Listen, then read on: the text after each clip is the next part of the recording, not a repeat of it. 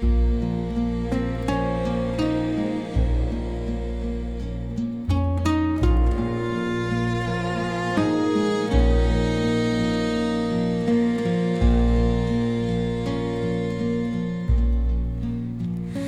came like ghosts across the field, and all around her ran, but she stood still with bloodless lips and steel within her hand. The child moved deep beneath her ribs. The fear moved all around,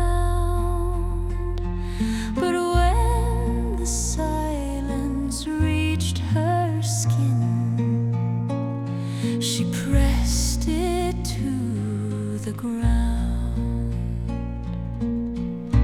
Freydís sverði stillhet under optiken men blev.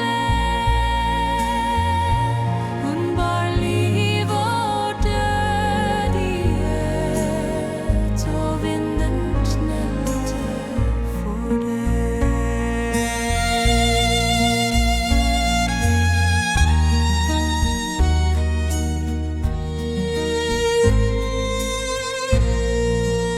She was no shield maiden by oath, no hall had sung her name.